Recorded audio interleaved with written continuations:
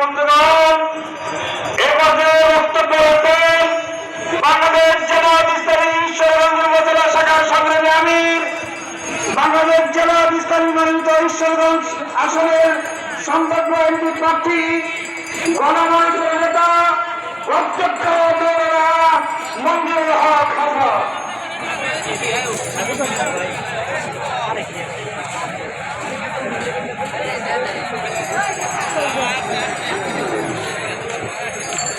বিসমিল্লাহির রহমানির রহিম। নাহমাদুহু ওয়া নুসাল্লি আলা রাসূলিল কারীম।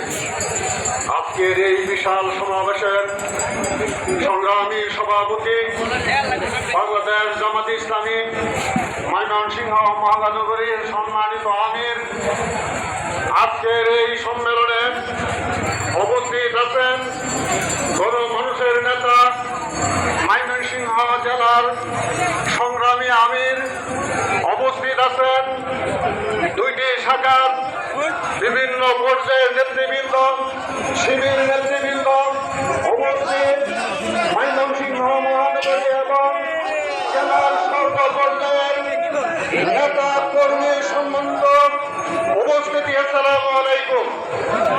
আজকে আমরা এই সম্মেলনে দুটি কথা বলার সুযোগ পেয়ে আল্লাহ রাব্বুল আলামিনের শুকরিয়া জ্ঞাপন করছি।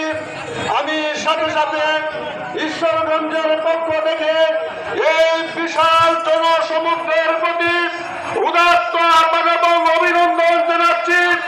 আমি আপনাদের সামনে একটি কথা আওয়াজ করে আমার বক্তব্য শেষ করতে চাই।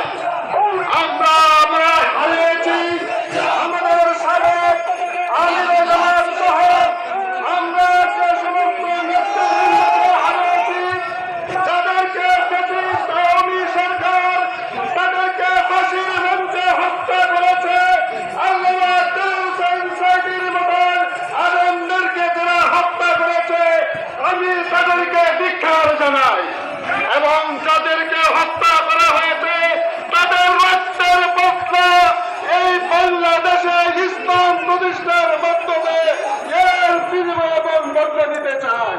সংগ্রামী সাথী ও বন্ধুগণ, আমি সর্বশেষ আজও যারা এই ফ্যাসিস্ট সরকার যাদেরকে জেলে আটকিয়ে রেখেছিল, আজও তাদেরকে মুক্তি দেওয়া হচ্ছে না।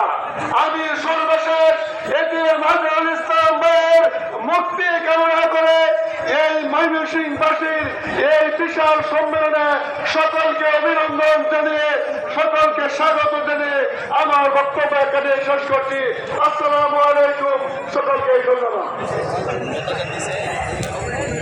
সংগ্রামী সাথী বন্ধুগণ, গরিবের উপজেলা আমির বাংলাবদ্দুজ্জামানের নেতৃত্বে একটি বিশাল মিছিল সম্মেলনে যুক্ত হয়েছে। আমরা সম্মেলনের পক্ষ থেকে স্বাগত জানাচ্ছি। এ পর্যায়ে বক্তব্য রাখবেন বাংলাদেশ জামায়াত ইসলামী ময়মনসিংহ জেলা শাখার মজলিস কর্মবর্ষের সদস্য, বিশিষ্ট আলেম দ্বীন মাওলানা ফজলুল আলম।